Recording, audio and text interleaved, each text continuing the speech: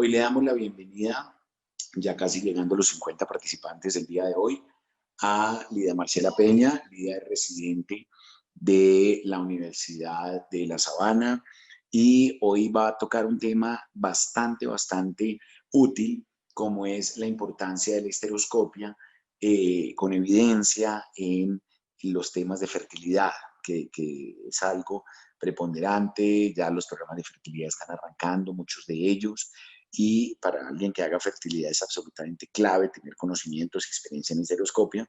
Entonces, les deseamos mucha suerte en la presentación. Como siempre, haremos las interrupciones en su momento, hagan sus preguntas. Y bueno, si Dios quiere, nos veremos martes a las 10 de la mañana. Muy bien, Lida, bienvenida. Muchas gracias, doctor.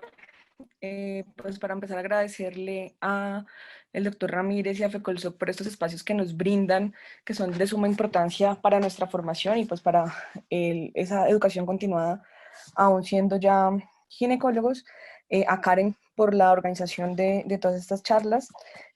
Pues ya el doctor les contó que soy residente de ginecología de la Universidad de La Sabana, egresada de pregrado de la Universidad Surcolombiana de Neiva. Entonces vamos a empezar. Brevemente, pues recordar que la histeroscopia es un procedimiento clínico pues que le permite a un ginecólogo ver el interior del útero por medio de una endoscopia. Le podemos dar un uso diagnóstico y a su vez un uso como terapéutico o tratamiento. Algo de historia, ¿sí? La histeroscopia se origina a principios del siglo XIX, pero en 1806 el doctor Bossini, que es el considerado el padre de la endoscopia, pues es quien inicia estas técnicas para hacer diagnóstico inicialmente y posterior tratamiento. En 1869 el doctor Pantaleone utilizó el primer endoscopio y se realiza la primera histeroscopia diagnóstica. En 1879 el doctor Nitz diseña el primer instrumento óptico que es útil para usarlo en endoscopia. En 1895, el doctor Boom emplea el cistoscopio, ¿sí? Que era, pues, por su utilidad para ver vejiga en la cavidad uterina, y lo hace con éxito. En 1898, entonces, Dupley y Clado publican un tratado de histeroscopia y dicen cómo debería, en ese momento, usarse la histeroscopia. En 1907 ya nace la histeroscopia moderna como la conocemos en este momento, que ha venido evolucionando de diferentes formas, en diferentes ámbitos y además con diferentes técnicas y diferentes equipos. Y en 1914 pues se desarrolla el primer histeroscopio con dos canales, uno de entrada y uno de salida, que nos permitía irrigar la cavidad para ir limpiando la superficie y poder mejorar la óptica y lo que se va viendo. Entonces, después de esto, pues la pregunta es, ¿podemos usar la histeroscopia en el ámbito de la fertilidad? Entonces, ACOG en el 2020 nos hace una publicación en donde nos dice en qué ámbitos podemos usar la histeroscopia, ¿sí? Y nos dice que lo podemos usar, sobre todo en estos casos, en diagnóstico y tratamiento de adhesiones uterinas, en corrección de septos uterinos, en manejo de la cicatriz de la cesárea, ¿sí? En detección de tratamientos y de tratamiento de ismocele y en canalización tubáricas. Y pues sí, todo esto tiene que ver con la fertilidad en cuanto a cómo impactan estas patologías y estos manejos en la fertilidad. Entonces, para poder hacer el enfoque a la fertilidad, pues no solamente debemos pues saber que una paciente tiene un trastorno de su fertilidad, sino que debemos conocer a fondo, ¿sí? Tanto estructural como funcionalmente, útero y ovarios, que es lo que nos van a permitir hacer un diagnóstico, encontrar una etiología de ese problema de fertilidad. Entonces, si encontramos un diagnóstico, diagnosticamos una patología, podemos ofrecerle tratamiento a la paciente y dependiendo de ese tipo de tratamiento vamos a tener un éxito o un fracaso de esos embarazos futuros que pueden ser concebidos de forma espontánea o de las técnicas de reproducción asistida que vayamos a usar en ese momento. Entonces, el estudio uterino nos va a permitir hacer diagnóstico de miomas, que usualmente van a ser submucosos o con un componente submucoso grande, de adherencias, de pólipos. Nos permite evaluar la calidad del cervix y ver que si tiene estenosis cervical, si tiene pólipos cervicales, si hay una desviación anormal del cervix y podemos detectar anomalías congénitas como úteros septados, úteros bicornes, y definitivamente con esto la histeroscopia se convierte en el estándar de oro para el diagnóstico y el manejo de todas estas patologías. Entonces, para empezar, pues lo primero es evaluar el canal cervical. ¿Sí? Entonces nos dicen, cuando hacemos una histeroscopia, se debe reportar, independientemente del fin de la histeroscopia, si es una histeroscopia diagnóstica o es una histeroscopia operatoria, si es con fines de fertilidad o no, si el canal está estenótico o no está estenótico, si vemos pólipos endocervicales o si el útero está desviado. Todo esto porque hay técnicas de reproducción asistida que nos van a fallar o que van a ser mucho más difíciles si tenemos estas características en el cervix. Entonces, para empezar con algo de fertilidad y pues viendo la evidencia que tenemos, entonces tenemos esta revisión sistemática en donde hablan de la dificultad para hacer transferencia de embriones a la luz de algunas alteraciones que se pueden encontrar. Entonces, este es un estudio que publican en el 2018 y lo que busca este estudio es determinar si hay técnicas que mejoran la tasa de éxito en esas pacientes en las que ha sido pues ha tenido una dificultad mayor transferir esos embriones. Entonces, pues hacen la búsqueda, terminan escogiendo 15 estudios y en esos 15 estudios encuentran que la histeroscopia aumenta definitivamente pues como o mejora, ¿no? Mejora esa posibilidad de detectar esas cervix estenóticos que dificultan esa transferencia difícil de embriones y nos dice que definitivamente cuando pues hay diferentes técnicas para manejar estas estenosis, ¿sí? Si ven, hay una de las técnicas que nos refieren o que se usaron en esos estudios fue la histeroscopia y nos dice que haciendo dilatación cervical pues previo a hacer el paso de la histeroscopia para buscar otras alteraciones que nos puedan hacer que esa transferencia de embriones o tenga una dificultad, mejoraba la estenosis cervical y mejoraba la tasa de embarazos y de nacimientos vivos. Entonces, el hecho de hacer dilatación cervical mediante histeroscopia nos garantizaba un éxito adicional del 33% de esta transferencia de embriones y en el 100% de nacimientos vivos. Entonces ellos nos dicen, solamente en estos 8 estudios que se revisaron con histeroscopia pasó esto y pues usaron sondas endocervicales, usaron dilatación cervical con dilatadores de Hegel, usaron varias técnicas y a la final concluyen que si se usan técnicas de dilatación cervical asociadas o combinadas con la histeroscopia y catéteres como el de Malecot, que se dejaban intracervicales, perdón, mejoraba ostensiblemente hasta un 58% esta estenosis cervical y la tasa de probabilidad de transferencia exitosa. Entonces, esta es una de las utilidades que tiene la histeroscopia, definitivamente empezar con la evaluación del cervix y mejorar esta estenosis que nos va a dificultar la transferencia de embriones. Nos queda una duda después de haber leído el estudio, es que no nos aclaran por cuánto tiempo debe dejarse ese catéter de Malecot en cervical, pero pues es una de las propuestas que hacen ellos para continuar los estudios a futuro. Debemos evaluar el endometrio. ¿Sí? Entonces el endometrio, cuando hacemos la histeroscopia, debe quedar registrada la apariencia dependiendo del día del ciclo y en función del ciclo menstrual de la paciente y las alteraciones que encontremos. ¿Sí? Pueden ser miomas, submucosos o pólipos, y de estos miomas o pólipos debemos aclarar el tamaño, la localización y si es un mioma, el tipo de mioma al que estamos enfrentados. Entonces, con esto también, a la luz de la evidencia, queremos saber qué tan efectiva es la histeroscopia para resecar los pólipos y que si nos mejora o no nos mejora la tasa de fertilidad de la paciente. Entonces, en esta revisión que hacen, resumen pues toda la literatura que encuentran disponible sobre el efecto de la polipectomía por histeroscopia y los resultados en embarazo, sobre todo cuando se usan técnicas de reproducción asistida.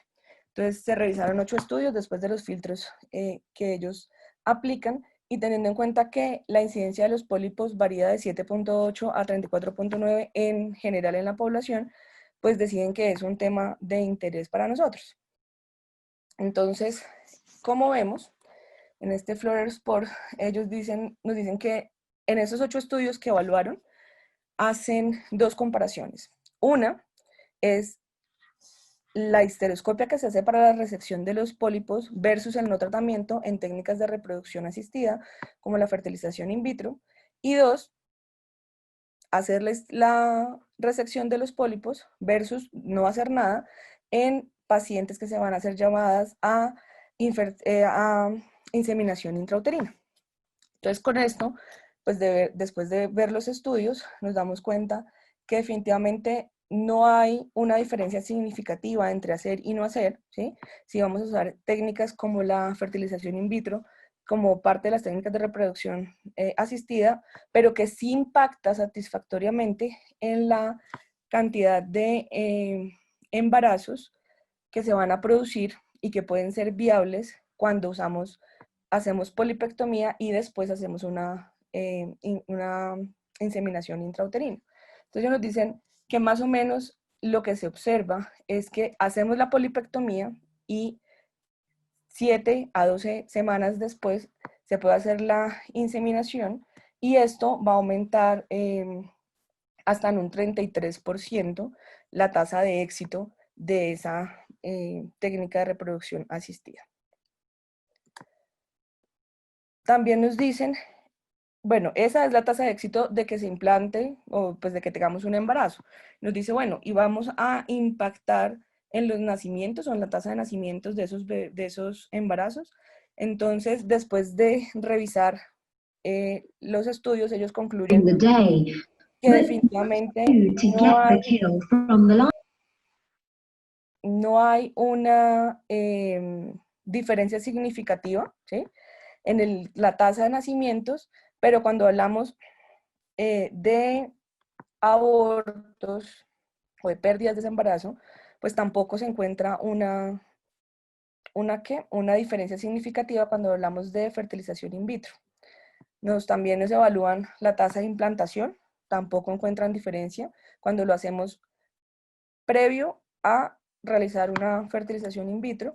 Entonces, como conclusión de este estudio, definitivamente está recomendado hacer polipectomía como parte del manejo de la paciente que va a ser llevada a inseminación intrauterina, ¿sí? Si vamos a usar otra técnica, pues la evidencia no nos apoya, a pesar de que ellos dicen que teóricamente, ¿sí?, debería haber una mejoría en las tasas de estos embarazos, pues no hay una evidencia que nos diga que estadísticamente sí se ve esta diferencia.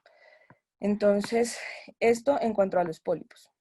Y Lidia, escúchame un segundito ahí porque, mira, hay 2 cosas importantes. La primera de ellas es que, bueno, tú resaltaste mucho el tema a nivel cervical, sobre todo de las adherencias cervicales, y es claro que necesariamente las sinequias podría ser un factor mecánico desde el punto de vista de una falla reproductiva. De hecho, mira, para las sinequias se ha tratado de buscar muchas alternativas.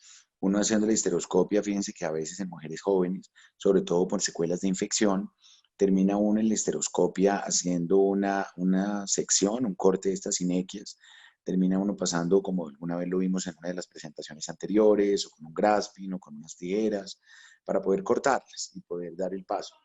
Entonces, la idea es que cuando tenemos una sinequia, pues obviamente nos impide el abordaje para la histeroscopia, nos la dificulta, pero terminan pasándola, termina uno sobrepasándola en la mayoría de los casos, y a menos que ya la paciente tenga un síndrome de Asherman, en lo cual ya necesariamente esas adherencias intrauterinas ya necesariamente le comprometerían la fertilidad.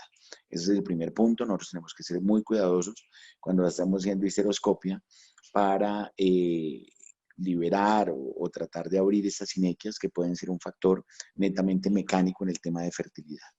Y el otro, yo creo que en este momento, casi independientemente de lo que muestras, que es una literatura reciente, una literatura bastante buena, pero creo que, digamos, en este momento no hay ninguna duda respecto en los programas de fertilidad en 2 escenarios. Uno, para una paciente que va para una inseminación intrauterina en un tratamiento de reproducción asistida, la paciente si se le encuentra un pólipo por histeroscopia, por ecografía o por histerosono, por eco 3D, es mejor resecárselo. O sea, eso sí es claro, el consenso en los tratamientos de fertilidad, y así lo hacen en todos los programas de fertilidad, es que siempre o el mismo doctor de fertilidad lo reseca o lo envía de algún colega que le haga histeroscopia para que le haga la resección del pólipo, pero siempre se recomienda mejor retirarlo.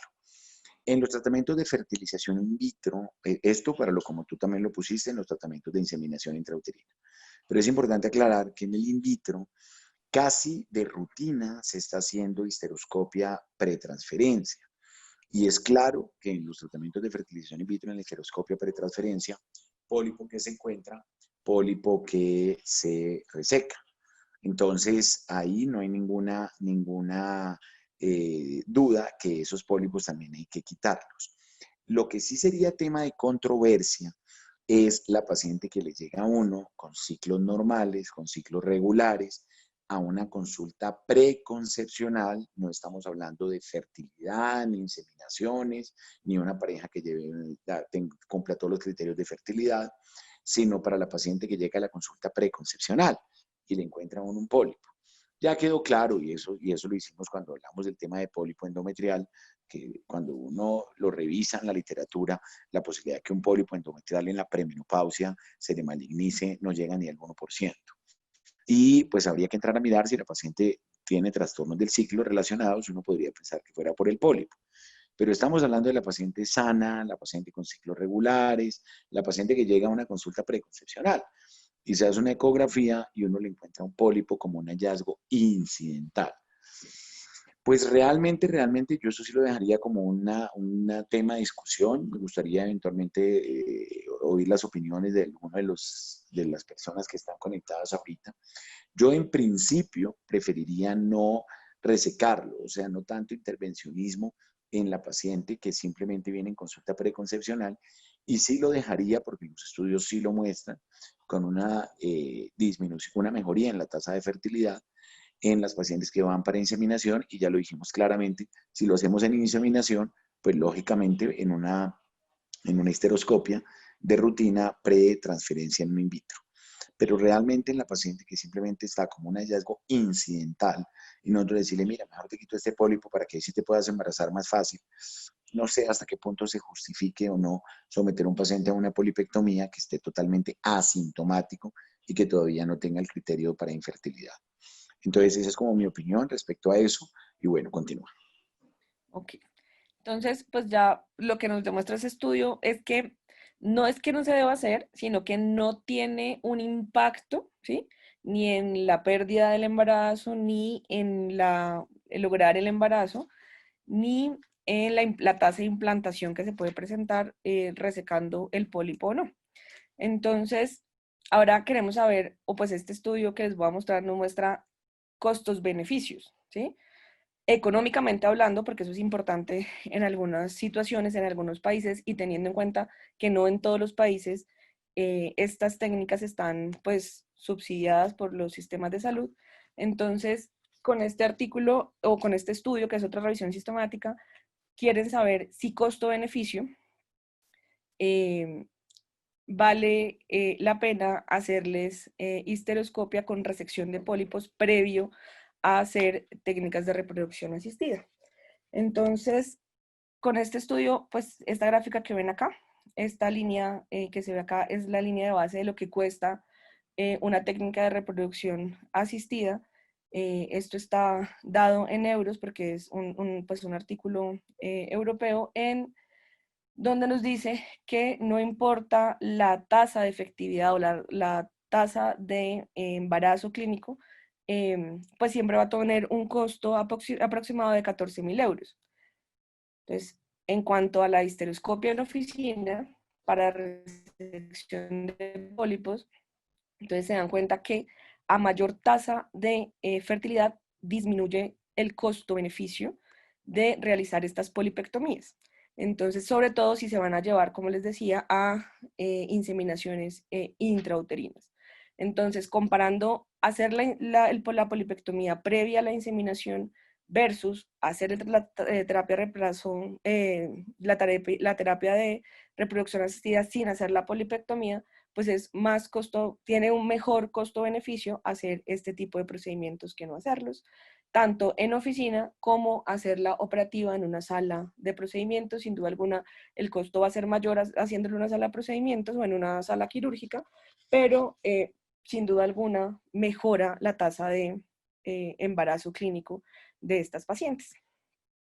En cuanto a otras alteraciones que podemos encontrar, ¿sí? Entonces Cochrane nos reporta esta revisión en donde busca inicialmente evaluar los efectos de la extracción por histeroscopia de pólipos endometriales, de miomas submucosos y de otras alteraciones. Esa es la idea de ellos, buscar estas otras alteraciones, tabiques uterinos, adherencias intrauterinas, que sin duda alguna se hayan sospechado por ecografía o por histerosalpingografía o por una histeroscopia diagnóstica, y ver si eso impacta en las mujeres que tienen una subfertilidad que no está explicada por otra razón. Entonces, y todo esto pues antes de llevarla a alguna técnica de reproducción asistida. Después de hacer una búsqueda exhaustiva, encontraron solamente 2 estudios, ¿sí? Estos 2 estudios hablan, uno acerca de los pólipos y otro acerca de los miomas. Realmente no encontraron mucha literatura. Entonces, encontramos lo siguiente. Vamos a ver, no hacerles el procedimiento, ¿sí? Versus hacerles el procedimiento, esto en cuanto a miomas, entonces miomectomía por histeroscopia, versus no hacerles nada y llevarlas a la terapia de reproducción asistida. Entonces definitivamente hacer el procedimiento previo a la terapia mejora la tasa de embarazos, ¿sí? Y esto hace que tengamos más mujeres con embarazos, por lo menos clínicos. Y en este estudio particularmente evalúan como evento adverso las pérdidas de los embarazos, y resulta que se pierden más embarazos si se hace el procedimiento que si no se hace. Pero con una salvedad, es que los 2 estudios tienen una muy baja evidencia estadística, porque son demasiado heterogéneos y encuentran varios sesgos que hacen que no se pueda dar una conclusión estadísticamente significativa. El siguiente estudio que ellos encuentran, entonces, nos habla de hacer polipectomía versus no hacerla, ¿sí? Ellos en ese estudio no encuentran datos de nacimientos ni encuentran eventos adversos, pero sí encuentran que hacer la polipectomía aumenta la tasa de embarazos antes de hacer una técnica de reproducción asistida. En cuanto a otras alteraciones uterinas, ¿sí? Como sinequias, como malformaciones, entonces cuando hacemos la histeroscopia debemos reportar si tenemos sinequias, el número de sinequias, la localización de las sinequias, debemos saber si están laterales, si están centrales, el grosor, ¿sí? El aspecto, si son membranosas, si son fibrosas, y para eso tenemos esta clasificación, ¿sí? Que pues se presentó en 1988, pero ha sido avalada constantemente por diferentes sociedades y en diferentes momentos, en donde vamos a tener un puntaje por histeroscopia, y eso nos va a dar el grado o la clasificación pronóstica de este síndrome adherencial. Entonces, con esto podemos saber qué tanto compromiso tiene la paciente, y adicional a eso nos va a dar un poco del pronóstico de esos embarazos y la tasa de éxito de esos embarazos. Entonces, para saber qué vamos a hacer con esos pacientes que tienen síndrome de Ackermann, si las llevamos o no a cirugía y si esto nos va a mejorar realmente o no esa tasa de fertilidad, entonces tenemos esta revisión en donde analizan todos los informes que encuentran en la literatura sobre el resultado de las cirugías pues, histeroscópicas con respecto a diferentes etapas del embarazo, no solamente si se logra éxito en el embarazo, sino cómo son esos resultados de esos embarazos, y nos van a dar como unas alertas que me parecieron supremamente importantes con respecto a esos embarazos. Entonces, en total fueron 54 estudios los que tuvieron, y ellos no solamente miraron si se lograba el embarazo, sino qué pasaba con esos embarazos, si teníamos pérdidas, si teníamos complicaciones obstétricas y si teníamos alguna otra. Entonces, como ven acá, en este cuadro rojo es el riesgo general de la población de hacer eventos adversos en los embarazos, entonces de hacer pérdidas tempranas, embarazos ectópicos, pérdidas en el primer trimestre, en la mitad, en la segunda parte del embarazo, pérdidas en general del embarazo, muertes neonatales, hemorragias obstétricas por diferentes causas. Y en este recuadro verde tenemos los resultados de esta población, de estos 54 estudios que ellos revisaron. Entonces, ¿qué nos llama la atención? Tenemos un riesgo mayor en estas pacientes que llevamos a histeroscopia, hacemos el manejo del síndrome de Ackermann y vamos a tener más riesgo de embarazo ectópico con respecto a la población general, de pérdidas en la segunda mitad del embarazo, de pérdidas en general del embarazo y de muerte neonatal. Entonces, estas pacientes, o la recomendación que nos hacen ellos con esas pacientes es, no es solo lograr que se embaracen, sino que debemos hacer una ecografía temprana a las 6 semanas para ver que no tengamos un embarazo ectópico por el alto riesgo que tenemos de embarazo ectópico. Debemos repetirla alrededor de las 8 o 10 semanas porque tenemos riesgo de pérdidas en este primer trimestre. Adicional, debemos hacer un seguimiento ecográfico más estricto que con una paciente sin riesgos, porque tenemos aún más riesgo de estas pérdidas y de muertes neonatales. En cuanto a la parte obstétrica, tenemos más riesgo que la población general de ser placenta previa, tenemos más riesgo que la población general de ser abrupción de placenta, y tenemos más riesgo de hacer acretismo placentario o ruptura prematura de membranas. Entonces, son pacientes que se embarazan y que requieren un control prenatal estricto, buscando controlar estos riesgos que tenemos, detectarlos a tiempo y lograr pues que no tengamos una pérdida del embarazo. En cuanto a las malformaciones uterinas, entonces cuando encontramos una malformación uterina, sea un septum uterino, un útero bicorne, pues nos sirve la histeroscopia para hacer confirmación del diagnóstico y se puede también dar tratamiento. Esta es la clasificación que nos brinda la Sociedad Europea de Cirugía Endoscópica Ginecológica y la Sociedad Europea de Reproducción Humana, y nos dice que debemos usar esta clasificación. La U nos reporta alteraciones del útero, la C nos reporta alteraciones del cervix y la B de la vagina. Entonces, según lo que encontremos en la histeroscopia, pues no solamente la histeroscopia, sino en otras técnicas pues, que nos pueden hacer el diagnóstico, debemos reportarlo. Es la forma de usar un lenguaje universal y que todos entendamos ante qué nos estamos enfrentando cuando encontramos esta clasificación. Entonces, como vamos a hablar de las malformaciones del útero, esto es lo que vamos a encontrar. Una clase U0 es un útero normal. Una clase U1 es un útero que es un útero infantil o un útero que tiene otras alteraciones, ¿sí? La clase U2 son septos completos o septos parciales. U3 estamos hablando de úteros bicornes, ¿sí?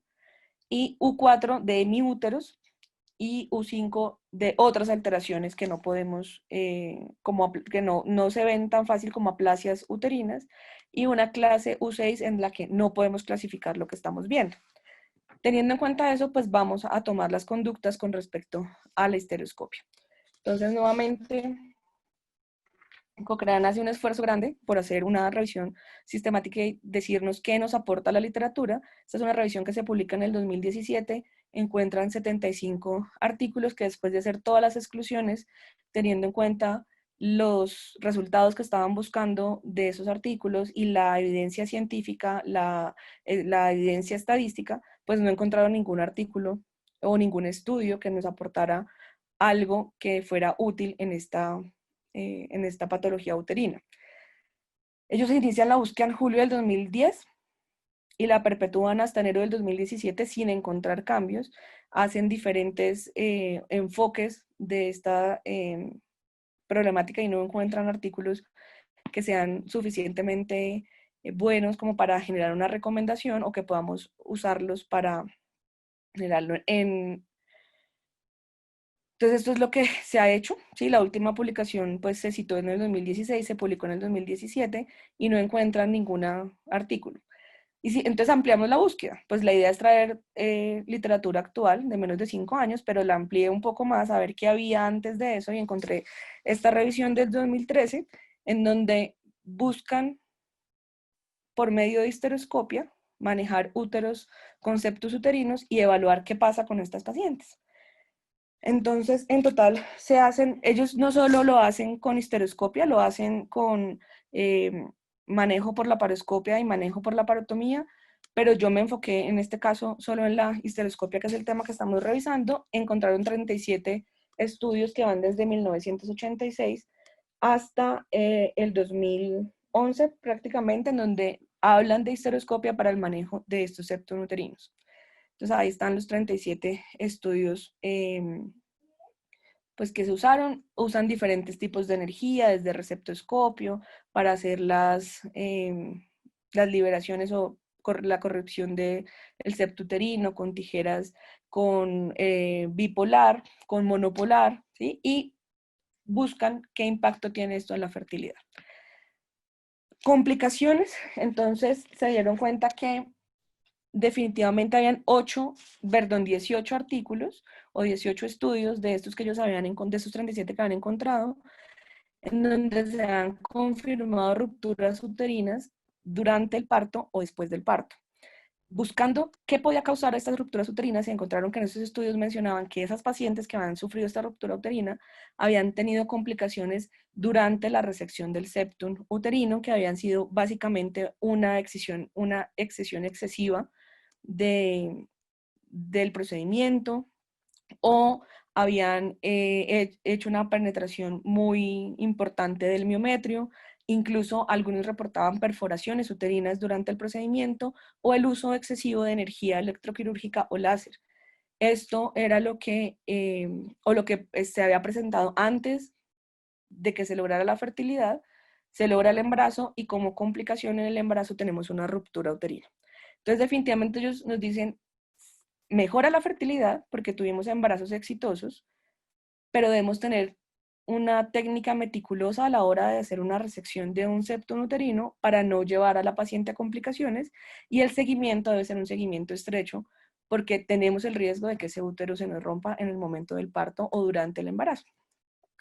Adicional a eso, entonces ellos buscan esas tasas de fertilidad. De los 37 estudios que encontraron, mencionan claramente, son estudios demasiado heterogéneos. Entonces ellos lo agrupan en dos partes o en dos grupos, por valga la redundancia, para tratar de hacerlos un poco más homogéneos y poder hacer o dar unas apreciaciones estadísticamente significativas. Entonces hacen primero una agrupación general en estos dos grupos, se dan cuenta que siguen siendo heterogéneos y deciden filtrar un poco más, eliminan más o menos 10 estudios para dejarlo lo más heterogéneo posible. Y concluyen que definitivamente la tasa de embarazos después de hacer técnicas por histeroscopia para resección de septos uterinos es de alrededor del 63.5%, que es lo que vemos acá, todos estadísticamente significativos, ¿sí? Y la tasa de nacimientos vivos es más o menos del 50.2% después de haber hecho estas técnicas de manejo de septos uterinos. Definitivamente, este artículo apoya que la histeroscopia es el método de elección para poder hacer este manejo de esta patología, teniendo en cuenta las recomendaciones que nos dieron inicialmente. Una técnica meticulosa y un seguimiento después de que se cumpla el embarazo o pues de que se logre el embarazo para lograr disminuir las complicaciones. Como conclusión, ellos nos dicen pues que no se han realizado estudios aleatorizados, que sean prospectivos, que mejoren la evidencia estadística, pero que la eficacia del tratamiento, ¿sí? Versus ningún tratamiento, pues existe, que tiene un éxito, que está informado, que eso reafirma la eficacia, pero que debemos tener mucho cuidado al momento de hacer este tipo de técnicas. Y que en este momento la histeroscopia es el método estándar para hacer el tratamiento de estos septums uterinos y que mejoran significativamente la tasa de fertilidad de las pacientes. Este es un poco, pues como les decía, no teníamos mucha evidencia. Amplié la búsqueda a 10 años y encontré este. Es un poco más pequeño, Es un estudio mixto, entonces es un estudio de corte retrospectiva y adicionalmente una revisión sistemática. Entonces, en este estudio evalúan el resultado reproductivo después de la septoplastia por histeroscopio. ¿Ellos qué hacen?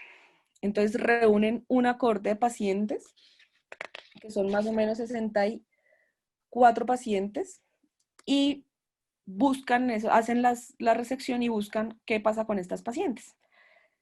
Entonces, a 47 pacientes, bueno, dividieron los grupos en pacientes que tenían historia de pérdidas recurrentes o pérdidas tempranas del embarazo, pérdidas recurrentes sin historia de pérdidas en el embarazo. Entonces concluyen que el seguimiento lo hacen más o menos a 68 meses, más o menos 5 meses, que es un seguimiento pues apropiado para este tipo de pacientes, que la tasa general de embarazos fue del 69%, y la tasa de natalidad, es decir, de nacimientos vivos de estos embarazos fue del 49%. El tiempo que pasó desde que se hizo la cirugía hasta que se embarazaron fue más o menos de 35 meses, más o menos 22 meses, que son los datos del estudio de cohorte que ellos hicieron. Adicional a eso, hacen o vinculan a su estudio pues como una corte de estudios en donde suman 1.501 pacientes y hacen la tasa o el número de nacimientos, la tasa de nacimientos con respecto a los meses que pasan después de haber hecho la resección del septum. Y en general, el resultado de estos 1.500 pacientes es muy similar a los 64 que ellos tuvieron, y es que tienen una tasa de natalidad hasta el 60% y una tasa de nacimientos vivos hasta el 40%. Las complicaciones operatorias de ellos fueron del 1.7 y la tasa global de reintervención por histeroscopia es del 6%. Entonces, pues, yo sé que son artículos que están un poco viejitos, pero a la luz de que no tenemos revisiones actuales, pues esto nos apoya que definitivamente la histeroscopia nos ayuda para el manejo de estos septum uterino y que sí mejora la fertilidad, teniendo en cuenta las recomendaciones que les había dado previamente.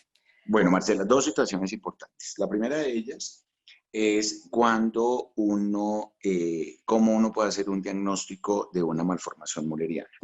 Lógicamente, la ecografía, la histerosonografía le da a uno un aporte importante, muy, muy importante en el diagnóstico de la malformación. Hoy en día, digamos, hay sitios, la Fundación Santa Fe, hay muchos sitios de radiología que tienen unas experiencias muy buenas en diagnóstico de malformaciones mullerianas por resonancia. Entonces hay que tener claro, antes de nosotros ver qué tipo de cirugía le vamos a ofrecer a un paciente, establecer claramente qué tipo de malformación mulleriana es. No es tan fácil, no es tan fácil, y en muchas ocasiones le toca a uno primero hacer una histeroscopia diagnóstica y después hacer una histeroscopia quirúrgica, que es artera que uno lo tenga que hacer en 2 tiempos. En los sitios donde hay la ventaja de poder hacer oficinal, sería ideal, porque obviamente uno hace una planeación quirúrgica. Y también el otro punto claro es, bueno, ¿qué puedo ofrecerle yo a un paciente por histeroscopia?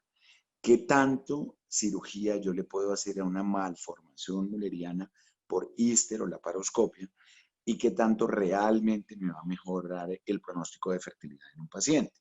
Sabemos claramente que un paciente con un útero bicorne no necesita ningún tipo de intervención. Entonces casi termina uno hablando que desde el punto de vista histeroscópico, lo único que uno le puede ofrecer a un paciente es la septoplastia, o sea, la resección del septo. En la resección del septo hay que tener 3 cosas importantes. El primero de ellos, si es un septo parcial o es un septo completo.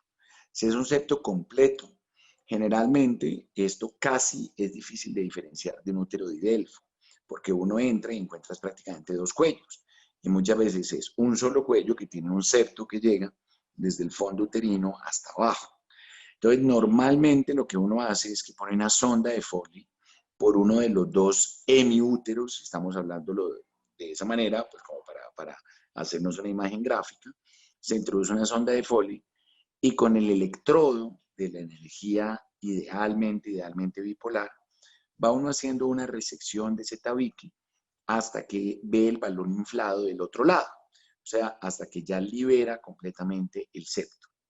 No es lo usual nosotros encontrar septos completos. Yo he visto muy pocos y esa es la técnica que hemos utilizado con muy buenos resultados.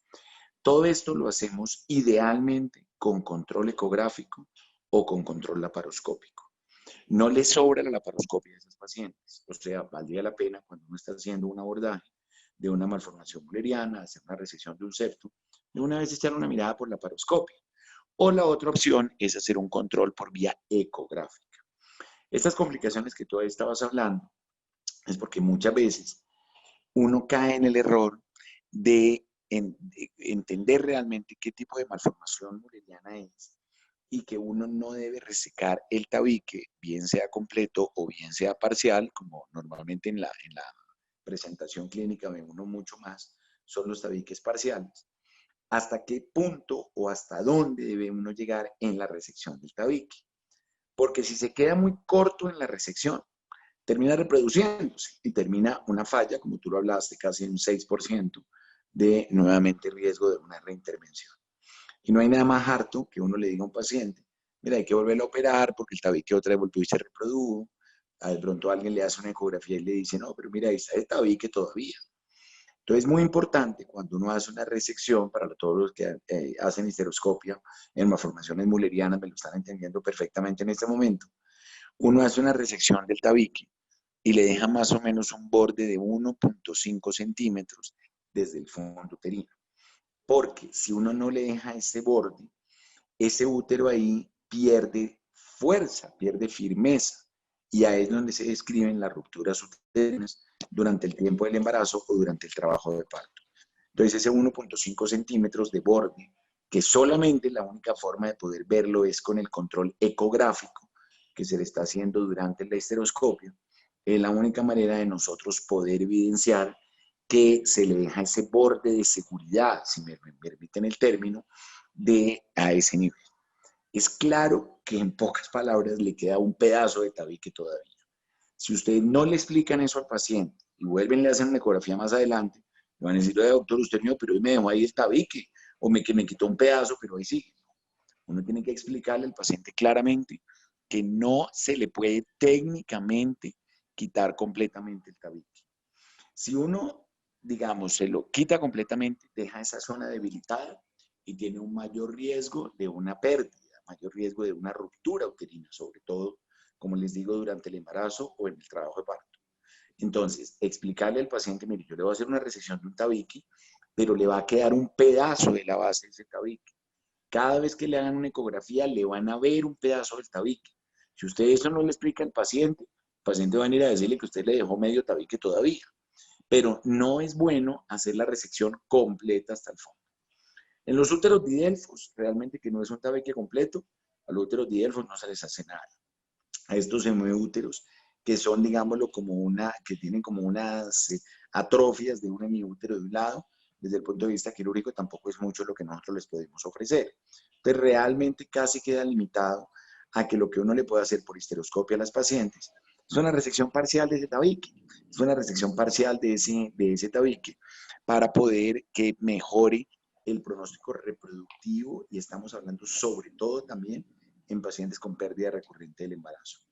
Tú lo dijiste claramente, no hay mucha literatura respecto a esto, pero yo quiero resaltarles esos 3 mensajes. Primero, que la ecografía se debe complementar idealmente con resonancia, pero sobre todo con un radiólogo que tenga buen entrenamiento en resonancia de lectura de malformaciones mullerianas.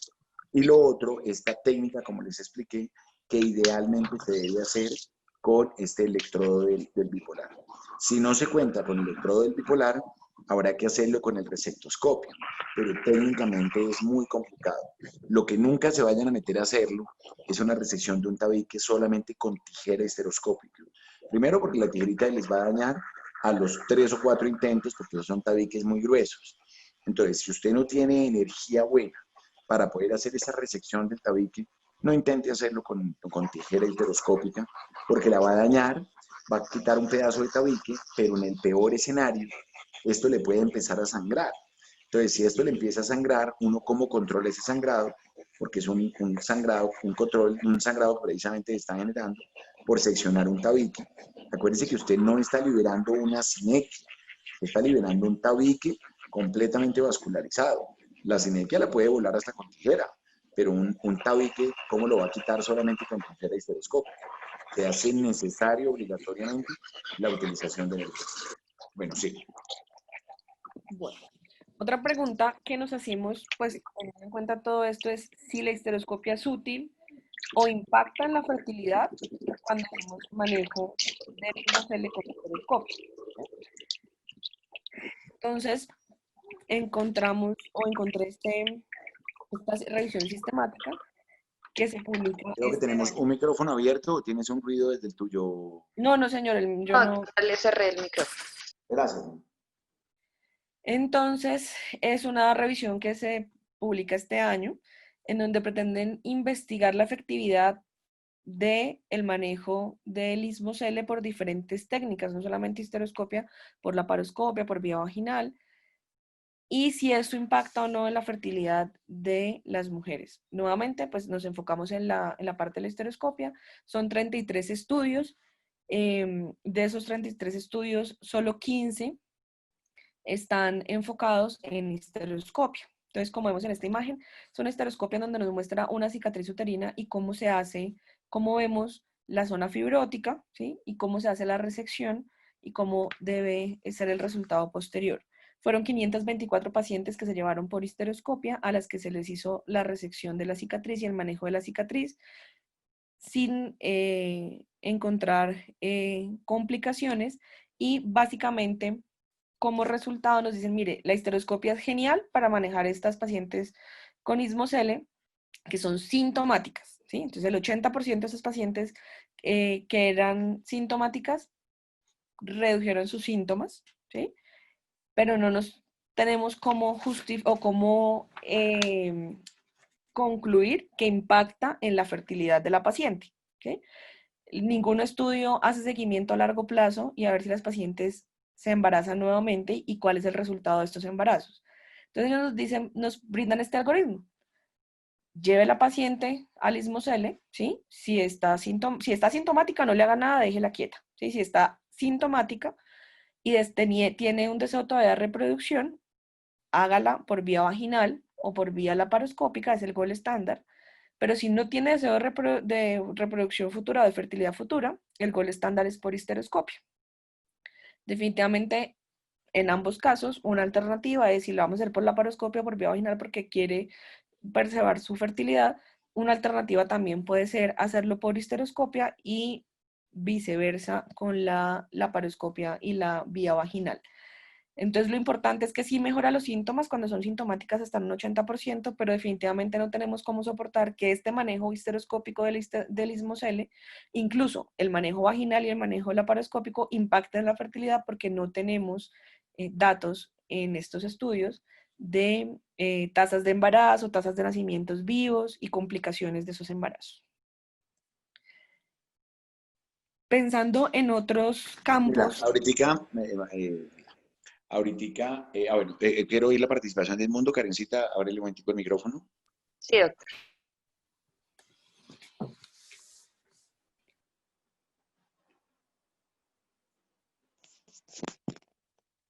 Ya, doctor.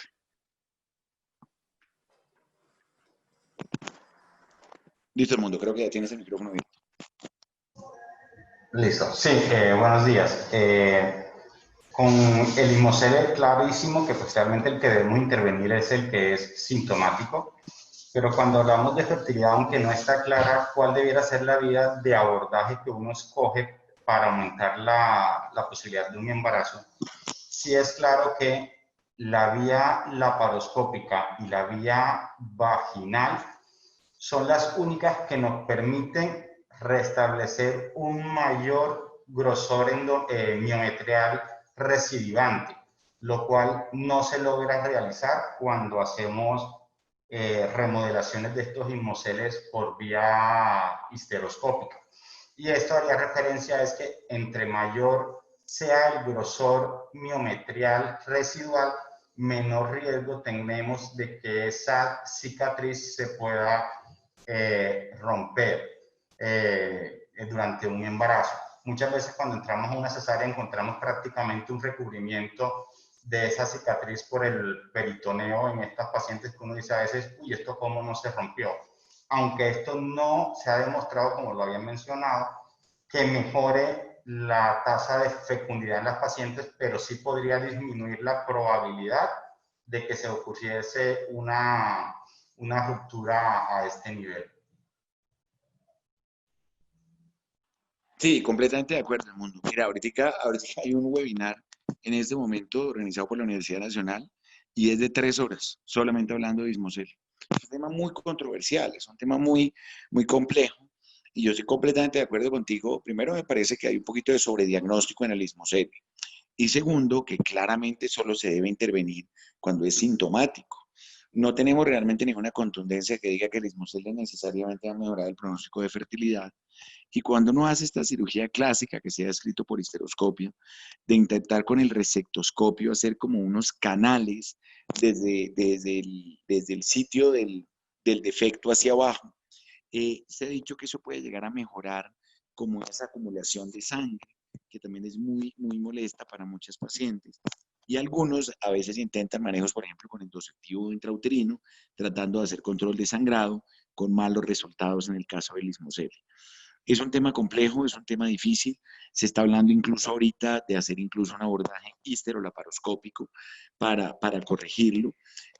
Pero realmente lo que les digo, cuando el paciente está asintomático, a veces cuando alguien le hace la ecografía diferente al mismo ginecólogo que lo está tratando, la gente llega asustado y dice, doctor, es que el doctor dijo que está delgazadito ahí, eso en el útero, de pronto alguien se pone a hablar más de más, dice, y que de pronto en un embarazo se me va a abrir por ahí, se me va a romper. Entonces el paciente a veces llega muy temeroso, a veces en la información que se le da en la ecografía con el diagnóstico del Ismosel.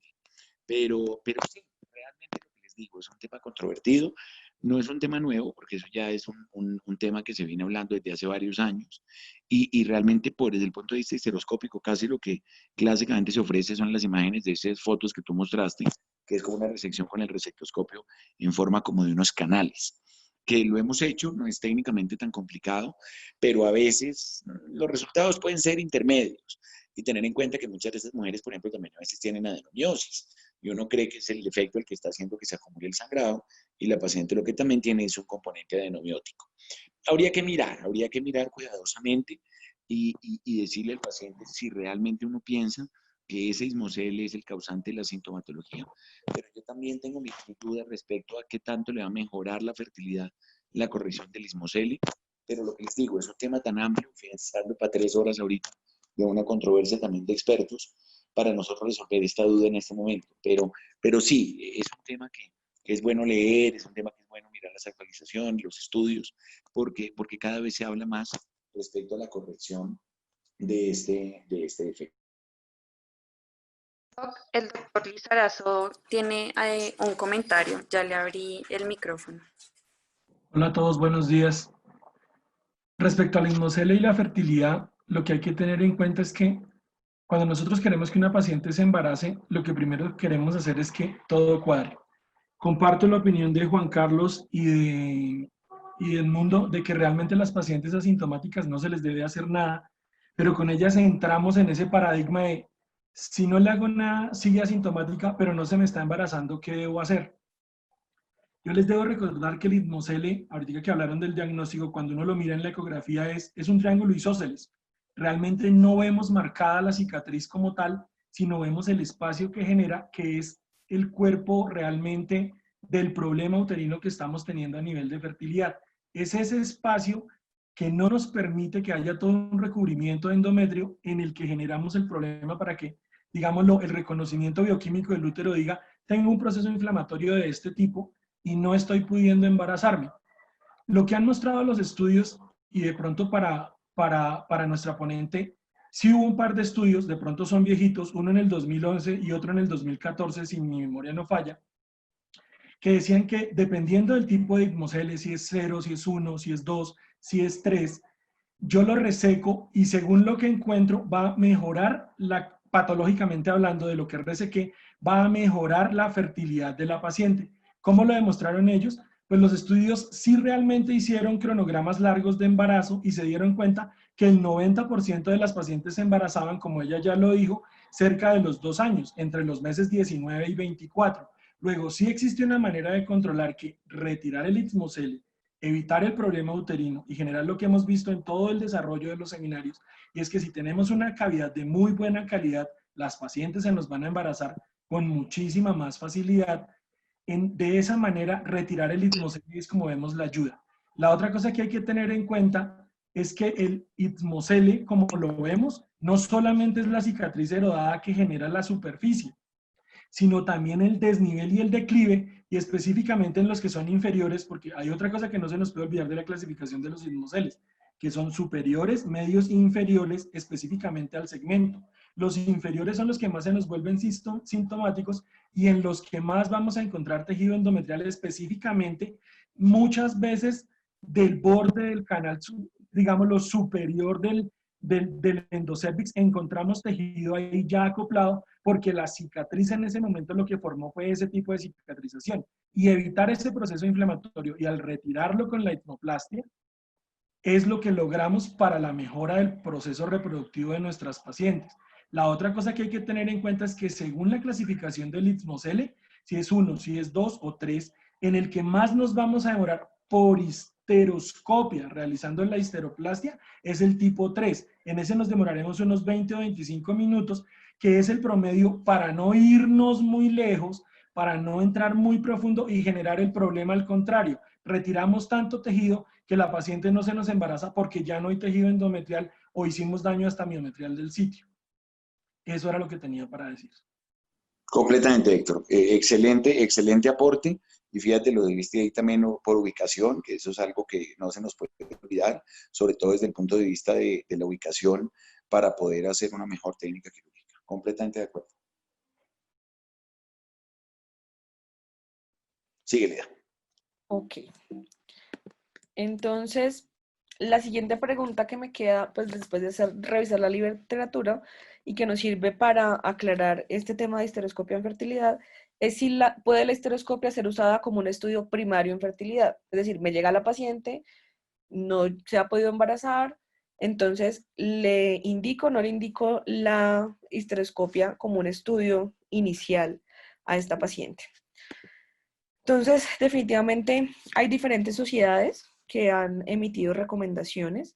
Entonces, las guías NICE no tienen una recomendación al respecto. La Sociedad de Obstetras y Ginecólogos de Canadá, pues no está claro, o no, ellos dicen, no tenemos claro si a todas las mujeres con infertilidad se les debe evaluar, pero sí, si tienen algún paraclínico previo, una ecografía, una histerosonografía, una histerosalpingografía que diga que hay una alteración, pues debe llevarse a histeroscopia.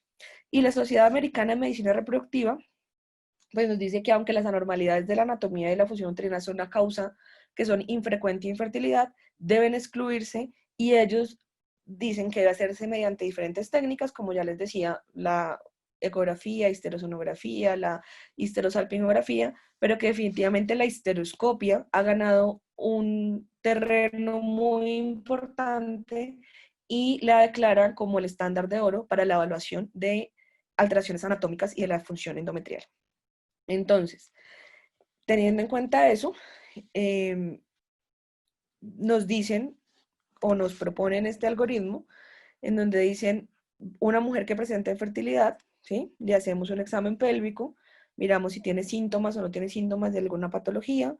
Si no tiene ningún síntoma, pues no es necesario hacer estudios adicionales. Si encontramos un síntoma de patología, debemos llevarla a ecografía transvaginal y dependiendo del reporte de esta ecografía, pues decidiremos si se le va a hacer histeroscopia o no.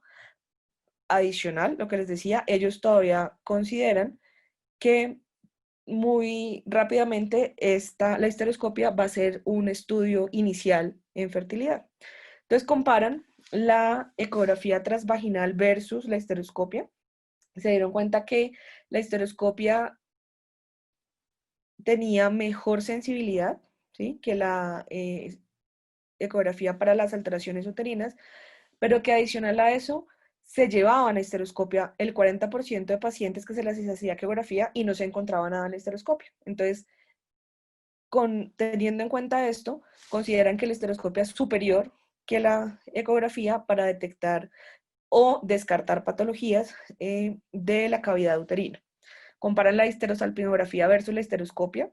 Entonces nos dicen la histeroscopia es superior, pero la histerosalpingografía nos permite verificar la permeabilidad tubárica. En histeroscopia hay técnicas como la canalización de las trompas, incluso histeroscopia asociada a ecografía nos permite que mediante flujo Doppler veamos si hay paso, o sea, ponemos el ecógrafo en modo Doppler y vemos el paso del líquido a través de las trompas. Es una técnica que de hecho hay un estudio que está pues como corriendo para ver si qué tanta sensibilidad tiene este tipo de estudios y que definitivamente si encuentran en la histerosalpingografía una alteración intracavitaria pues requiere ser llevada a estereoscopia. Y cuando comparan la histerosonografía versus la histeroscopia, entonces tienen que hay prehisterosonografías que son el 57% son anormales y que tienen que llevarse histeroscopia y terminan siendo normales. Entonces y además toda anormalidad requiere pues ser llevada a histeroscopia. Entonces teniendo en cuenta estos hallazgos, ellos consideran que sí es necesario hacerle histeroscopia a todas las pacientes que tengan un trastorno de fertilidad como parte de los estudios primarios de la fertilidad. Adicional a eso, pues busqué otros aspectos, no solamente ver si tiene alteraciones estructurales, como ya lo hemos visto que mejoraba o impactaba en la fertilidad, sino si tenía alguna utilidad en otros ámbitos de la fertilidad. Entonces, en este estudio buscan pues ver si la histeroscopia antes de comenzar un ciclo de fertilización in vitro en pacientes que han tenido falla en la implantación recurrente mejora los resultados. Después de haber hecho pues la selección de los estudios, ellos seleccionan 8 metaanálisis, son estos que ven acá, en donde hacen diferentes técnicas de reproducción asistida, diferentes estudios de cortes, y nos dicen que la histeroscopia en pacientes con fallo recurrente en la implantación mejora la tasa de embarazos definitivamente, entonces lo vemos acá. Definitivamente hacerle la histeroscopia versus no hacérsela a estas pacientes específicas que han tenido fallo en la implantación nos mejora la tasa de embarazos,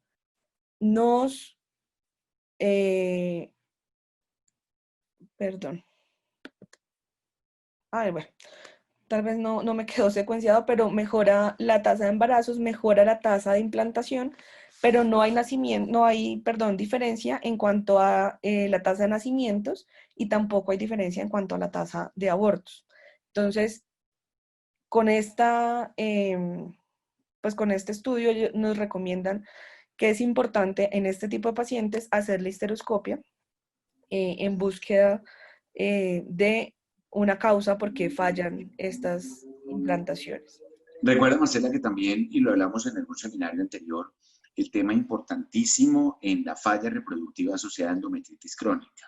Entonces, por eso también es tan importante porque las pacientes deberían ir a histeroscopia así no tengan una imagen como un pólipo o un mioma, porque muchas de estas pacientes pueden tener cambios, por ejemplo, asociados a endometritis crónica, y la única forma de poder diagnosticarla es haciendo el visual de las imágenes o eventualmente tomando también biopsia que así lo confirme.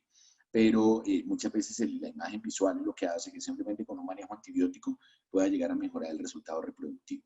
Entonces, por eso también es importante, y eso nos resalta todo lo que hemos venido hablando de la importancia antes de una paciente que va para una transferencia embrionaria, ir a una histeroscopia de rutina, ¿no? Bueno, Cochrane también nos hace esta revisión en donde nos busca evaluar la efectividad y la seguridad de la histeroscopia en detección de mujeres subfértiles que son sometidas a evaluación de infertilidad con diferentes técnicas de infertilidad, de técnicas de reproducción asistida, sea inseminación intrauterina o fertilización in vitro. Entonces son 11 estudios los que quedan después de haber hecho el filtro y encuentran esto. Entonces, pacientes que no se llevan histeroscopia, pacientes que sí se llevan histeroscopia, lo que hacen es un screening con histeroscopia versus no hacer la histeroscopia. y se dan cuenta cuando hacen el screening con histeroscopia, mejora la tasa de nacimientos, ¿sí? No tenemos datos de eventos adversos asociados al procedimiento de histeroscopia. Mejora la tasa de embarazos clínicos y mejora, mejora no, empeora en este caso la pérdida de estos embarazos. Ellos concluyen que no hay una evidencia de alta calidad, como ustedes ven, todos los grados de evidencia son muy bajos, ¿sí? Pero que teniendo en cuenta esto, pues el uso rutinario de la histeroscopia, pues como una herramienta para detectar en la población general mujeres subfértiles, mejora con respecto a la ecografía o a la histerosalpingografía o a una evaluación básica de fertilidad. Entonces, y que definitivamente mejora la tasa de éxito reproductivo en estas pacientes. En este caso, también hacen la misma comparación en otro, este era con pacientes que no tenían clara la causa de infertilidad o subfertilidad y que iban a concebir espontáneamente. Cuando lo comparan contra las pacientes que van a ser llevadas a técnicas de reproducción asistida como la fertilización in vitro, encuentran que hay un leve aumento o una leve mejoría en la tasa de nacidos vivos, y nuevamente no tenemos eventos adversos reportados. Mejora el embarazo clínico o el embarazo, pero no hay una diferencia significativa entre las pérdidas de esos embarazos entre hacer y no hacer la técnica. Nuevamente, es un grado de evidencia bajo y con lo que pues se encuentra en este estudio, ellos consideran que definitivamente, a pesar de que la evidencia no es estadísticamente significativa, la histeroscopia aumenta la tasa de nacimientos vivos, el embarazo clínico, tanto en mujeres que desean concebir de forma espontánea como en mujeres que van a ser llevadas a técnicas de reproducción asistida. Otra duda que nos queda es que una causa de las adherencias intrauterinas son los procedimientos intracavitarios, pero estamos diciendo que a todas las pacientes, o pues a la mayoría de las pacientes que tengan problemas en su fertilidad, hay que llevarlas a histeroscopia, y adicional a eso, si encontramos un pólipo, un mioma, un tabique, un septo, pues vamos a darle manejo en este contexto por medio de histeroscopia. Entonces, estoy buscando una paciente que mejore su fertilidad, la llevo a un procedimiento, pero debo buscar o quiero buscar que no presente más adherencias. ¿Cómo puedo evitar esto en el contexto de la histeroscopia? Entonces, también hay dos estudios o dos revisiones que encontré que me parecieron muy interesantes. Esta que nos publica Cochrane, en donde ellos buscan terapias adhesivas o terapias que eviten las adhesiones en pacientes que tienen subfertilidad, ¿sí? Entonces, encuentran, después de hacer su búsqueda, dos artículos importantes en donde hacen diferentes técnicas como de antiadherencias, ¿sí? También encuentran unos sesgos en estas revisiones, y es que no fue un estudio con cegamiento, no fueron claros algunos artículos en decir cuál era su técnica antiadhesivo, pero consideran que esas técnicas antiadhesivas no mejoran o no hay una diferencia pues significativa en estos estudios entre evitar o mejorar la fertilidad, pero sí en evitar nuevas adherencias. Entonces usan técnicas antiadhesivas como sondas Foley, dispositivos intrauterinos, usan la T de cobre, que definitivamente después de las conclusiones dicen que no es suficiente por el área en el que está en contacto con el útero. Usan sondas Foley, usan balones intrauterinos, usan unos diferentes tipos de geles, usan amnio seco o fresco, usan hormonas, antibióticos y una mezcla de ellos para poder probar estas terapias. Entonces, en este estudio que encuentran adicional, una terapia B versus una terapia A. La terapia B es un dispositivo hormonal asociado a tratamiento antibiótico, y la terapia A, otro dispositivo asociado a un gel, a hormonas y antibiótico, ¿sí? Entonces, definitivamente, después de hacer el estudio, consideran que la evidencia es baja y que no logran hacer una diferencia o encontrar una diferencia significativa entre una terapia versus la otra y entre hacerlo o no hacerlo. Pero también encontré eso es en pacientes con problemas de fertilidad o subfertilidad. Este es en pacientes que no tienen infertilidad y queremos preservarle y evitar que haga adhesiones. Entonces se encuentran 29 estudios, ¿sí? Y básicamente lo que ellos dicen es, tenemos que reducir el uso de la electrocirugía para evitar las adherencias. Debemos aumentar el uso de la instrumentación bipolar porque esto disminuye significativamente el riesgo de adherencias.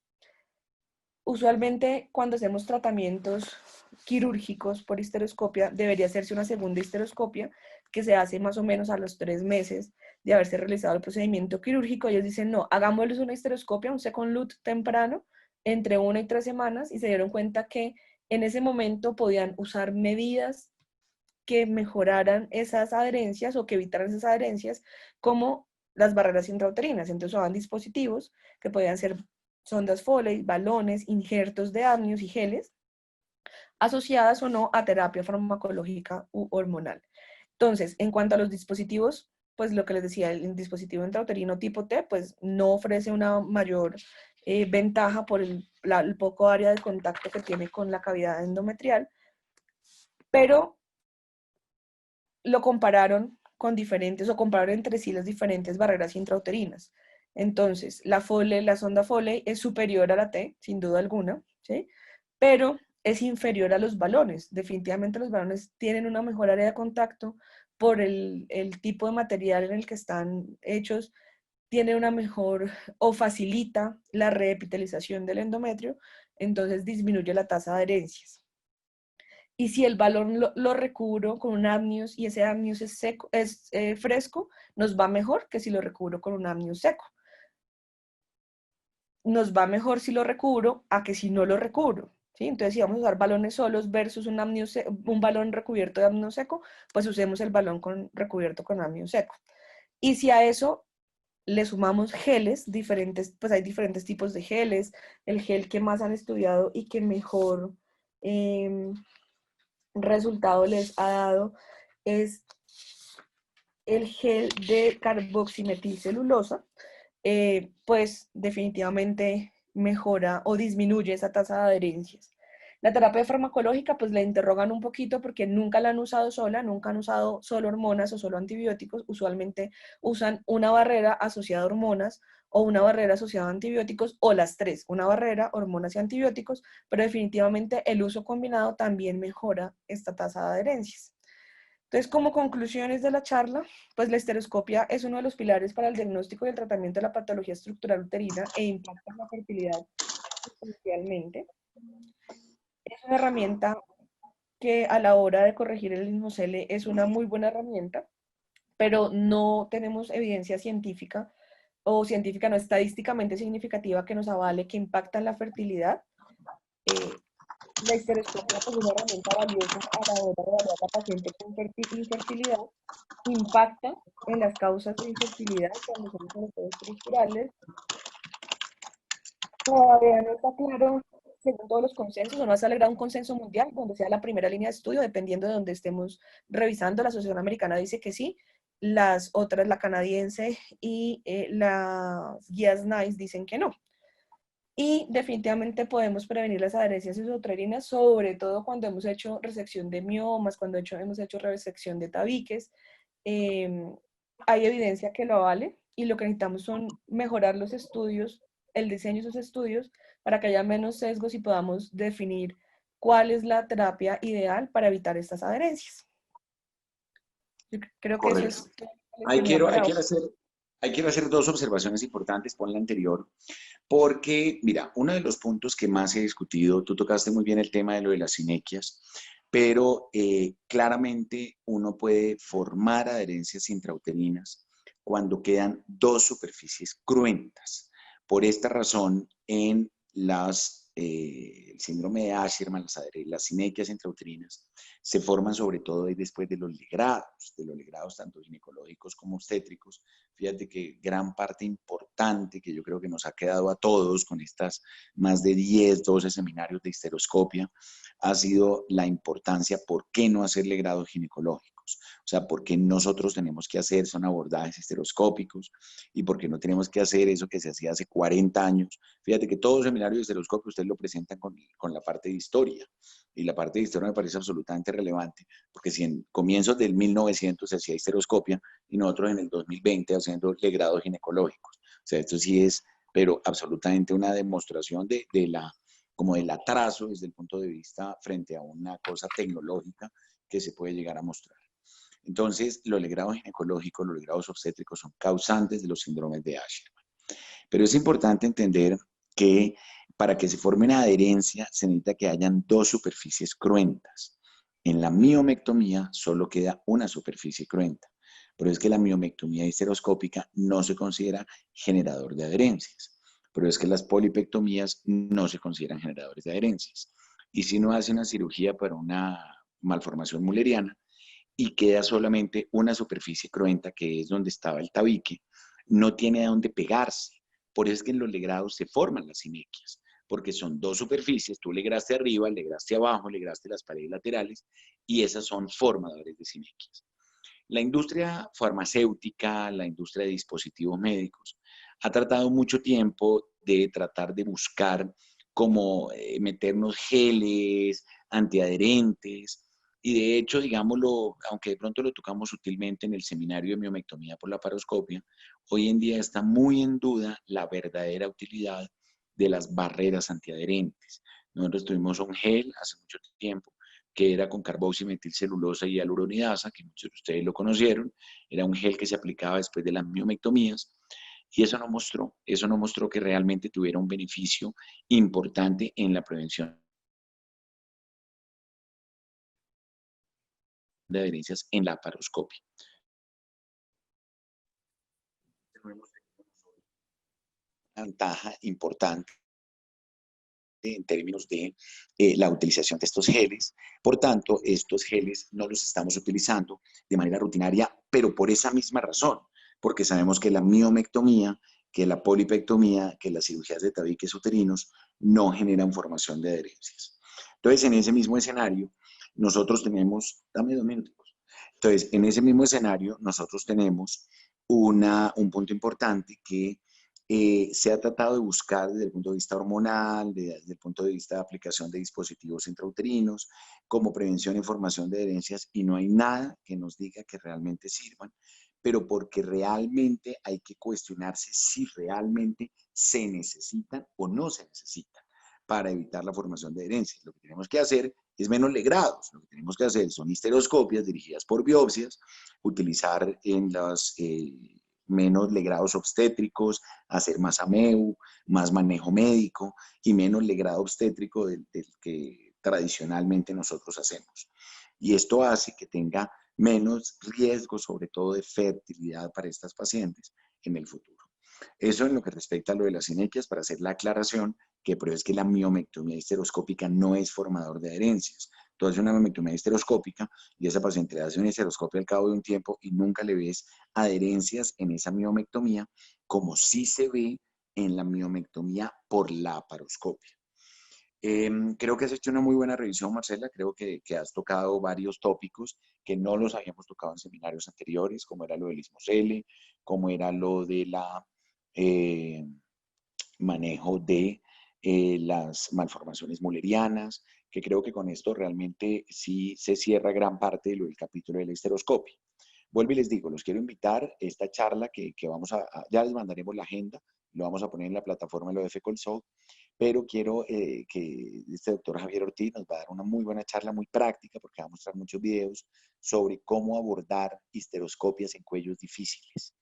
En estas charlas que vamos a hablar de lo de piso pélvico, entonces ya les mandaré con Karen la información, pero entonces nos vemos este martes a las 10 de la mañana, muy juiciosos, traten de, como les digo, de involucrar otras personas, traten de involucrar como más de sus colegas, más de sus residentes, que lo que les dije, hay residentes que no se están beneficiando de esto porque simplemente no conocen que esta actividad se está haciendo. Y ya para estas 2 últimas semanas va a ser importante porque, como les vuelvo y les repito, vamos a tener una opinión de unos expertos realmente